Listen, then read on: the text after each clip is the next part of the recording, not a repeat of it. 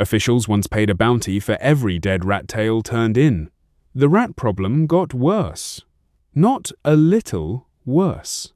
Measurably, structurally worse, in a way that took the colonial administration years to even understand, let alone fix.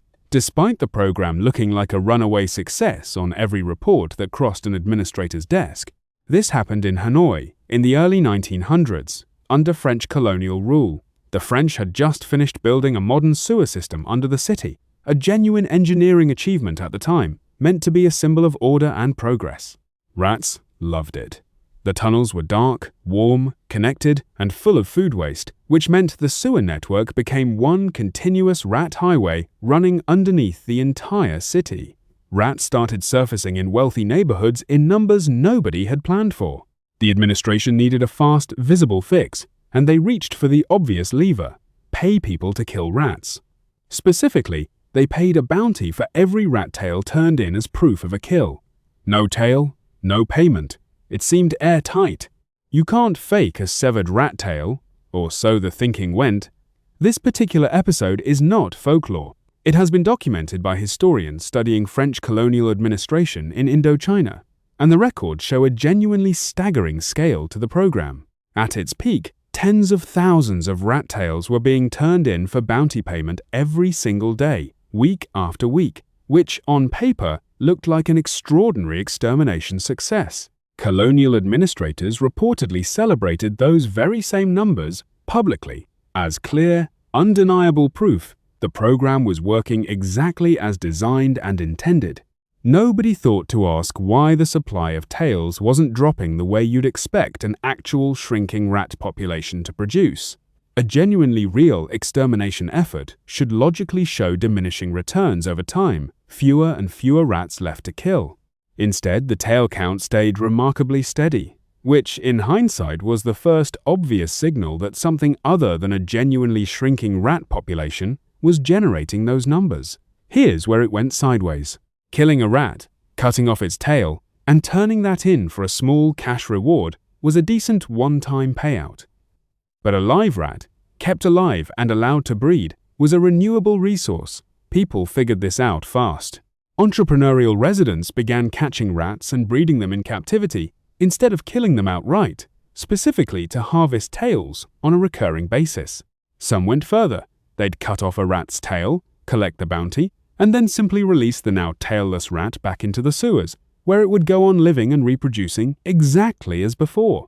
The administration ended up literally paying people to keep the rat population alive and growing, while believing they were funding its destruction. This is now known as the Cobra Effect, named after a nearly identical story from British colonial India. Delhi had a serious cobra problem, and the British government offered a bounty for every dead cobra turned in. Enterprising locals began breeding cobras specifically to kill and cash in, exactly like the Hanoi rats. When the government eventually caught on and cancelled the program, the newly worthless captive cobras were released, and Delhi ended up with more wild cobras than before the bounty ever started. 2 empires, 2 different animals, 2 continents apart, and the exact same failure mode independently. Economists later gave this general phenomenon a broader, more formal name: Goodhart's law, usually summarized as, when a measure becomes a target, it ceases to be a good measure. The rat bounty and the cobra bounty are really just the 2 most vivid, most quotable illustrations of a much larger, much older economic principle, one that applies just as cleanly to a spreadsheet metric in a modern office as it does to a colonial pest control budget line from over a century ago. Here's the mechanism underneath both stories, stripped down to its simplest form. Whenever you reward a proxy for a goal instead of the goal itself, you have quietly created an incentive to produce more of the proxy, not less of the underlying problem.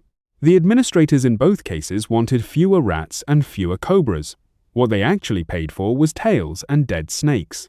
Those are correlated with the real goal only as long as the cheapest way to get a tail is to kill a wild rat.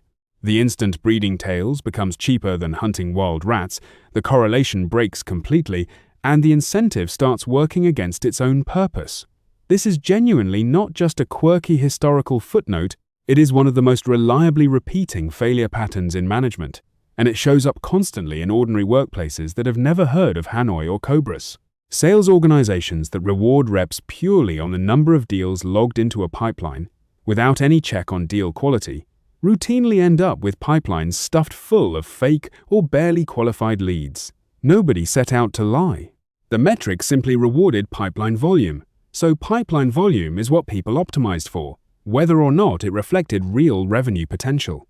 Customer support teams, measured almost entirely on how fast tickets get closed, will start closing tickets the moment the customer stops actively complaining, whether or not the underlying problem is actually fixed. The metric said, close tickets fast. Nobody rewarded actually solve the customer's problem, so that's not reliably what happened. Workplace safety programs have hit this exact trap in a well-documented way. Some companies offered bonuses tied to a low number of reported safety incidents, hoping to encourage safer behavior. Instead, employees quietly stopped reporting minor injuries to protect the bonus, which meant leadership lost visibility into real safety trends right when they needed it most. The incentive didn't reduce injuries. It reduced the reporting of injuries, which is a very different and much more dangerous thing. Software engineering teams, measured on the raw number of bugs fixed per sprint, have been documented gaming this by filing trivial, low-effort bugs specifically so they can be closed quickly, padding the count without meaningfully improving the product. The metric rewarded bug closing volume. People produced bug closing volume. Call centers, measured purely on average handle time, run into the same wall from a different angle. Push handle time down hard enough as the dominant metric, and agents learn to end calls the moment they technically can, transferring complicated customers to another queue rather than actually resolving the issue themselves. The average call gets faster. The customer's actual problem often takes longer to solve overall, spread across 2 or 3 transferred calls instead of one longer one, and total company cost per resolved issue can quietly go up even as the headline metric goes down. Manufacturing floors, measured almost exclusively on raw units produced per shift, have hit a nearly identical failure for decades, well before anyone called it the Cobra Effect. Push output volume as the dominant number workers are judged on, and defect rates creep upward because catching and fixing a quality problem takes time that directly works against the one number that determines whether the shift looks good on the board. This is precisely why serious quality management approaches insist on pairing a volume metric with an equally weighted quality metric, never one alone, because a lone volume target quietly tells everyone that shipping fast matters more than shipping right. But here's the part that nobody expects when they first hear this story.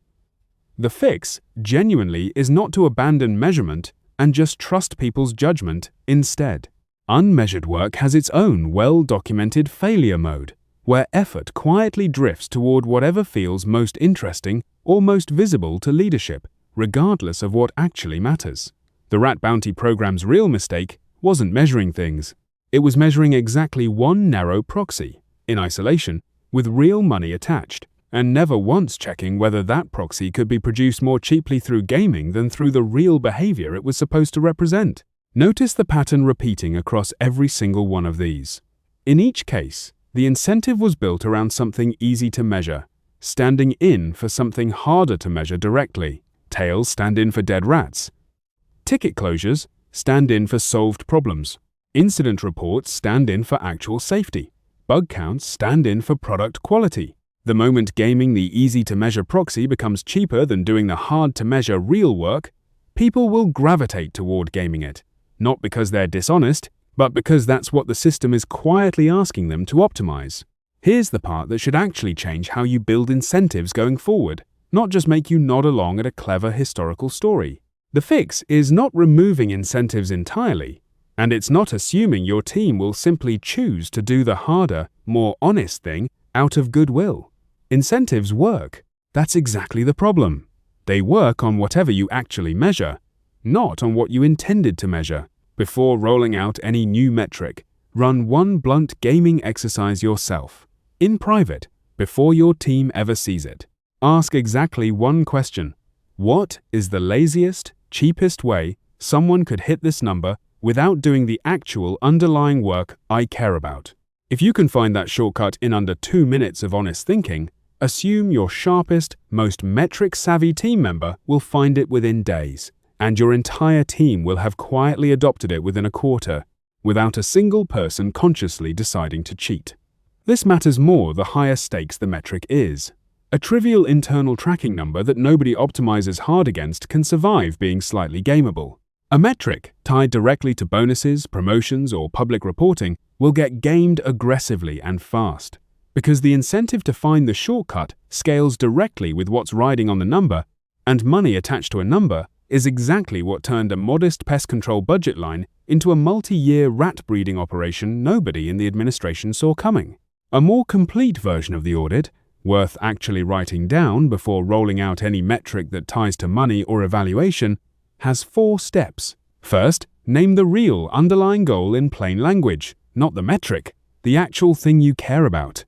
Second, name the proxy you're about to measure instead, since almost every metric is a proxy for something you can't directly observe. Third, list every cheap way someone could move the proxy without moving the real goal, and be genuinely creative about it. The same creativity a bored, clever employee would eventually apply. Fourth, decide whether you're willing to pair this metric with a second, harder-to-game check, a quality audit, a customer follow-up, a random sample review, specifically to catch the gaming this exercise just predicted.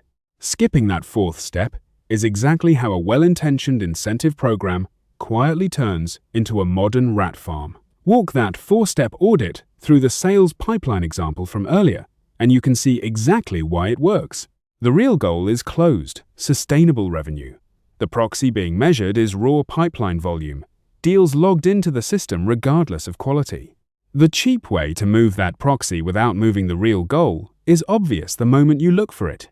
Log more deals, qualify them loosely, let the pipeline count climb, even if half of it will never close. The 4th step is the fix, pairing pipeline volume with a second number that's much harder to fake, like close rate against pipeline age or revenue actually collected per quarter. A rep can inflate pipeline count in an afternoon. A rep cannot inflate a close rate without actually closing real deals, which is exactly why pairing the 2 numbers together closes the loophole that measuring pipeline volume alone left wide open. The historical irony worth sitting with for a second: both colonial governments had genuinely smart, well-resourced administrators running these programs. This wasn't a failure of intelligence or effort. It was a failure to wargame the incentive from the other side of the table before rolling it out. And that exact same blind spot shows up in modern boardrooms, attaching bonuses to headline numbers just as readily as it showed up in 19th century Hanoi and Delhi. Here's the angle I think gets missed most often when people retell this story purely as a funny piece of colonial trivia. The people gaming the bounty program weren't villains, and they weren't even being irrational. Breeding rats for tails was, from their own position, a perfectly sensible response to the actual incentive placed in front of them. They didn't need to understand economics or game theory to find the loophole. They just needed to notice that a live breeding rat was worth more over time than a single dead one, which is not a hard thing to notice if your livelihood depends on noticing it. That's the uncomfortable part for any manager designing incentives today. Assuming your team simply won't be clever enough to find the gap in your metric is usually wishful thinking, not a safe bet. There's a 4th modern example worth adding here because it shows the pattern in a slightly different shape. Hiring pipelines measured purely on number of candidates screened per week, without any downstream check on quality of hire, will reliably produce recruiters who rush screening calls and pass along more marginal candidates just to hit the weekly count, because the metric never actually asked whether those candidates turned into good hires 6 months later. The recruiter isn't failing at their job. They're succeeding perfectly at the job the metric described, which quietly turned out not to be the job the company actually needed done. One last thing worth naming directly. This pattern gets harder to catch the more senior you get, not easier. A junior manager rolling out their first team metric usually still has the instinct to double-check it with someone. A senior leader rolling out a company-wide KPI, backed by their own confidence, and a room full of people nodding along, often skips that check entirely, precisely because seniority makes second-guessing your own metric feel unnecessary. The rat bounty program wasn't designed by a junior clerk either. It was signed off by an entire colonial administrative apparatus that had every reason to feel confident in its own competence, And confidence is exactly what let the obvious question go unasked for, as long as it did. So here's the concrete, usable takeaway. The next time a new metric gets proposed in a planning meeting, whether it's yours or someone else's, don't just ask whether it sounds reasonable on paper. Spend 2 full minutes actively trying to game it yourself, out loud if you can, before it ever reaches your team. If you can beat the system that easily, sitting alone at your desk, so can everyone reporting to you, and they will find the shortcut faster than you'd like, purely because they're the ones closest to the actual work the metric is trying to measure, day in and day out, in a way you, as their manager, simply never will be. Follow for more theories every manager should actually use, the kind that change how you build the next incentive at your own company, not just the trivia version of the story.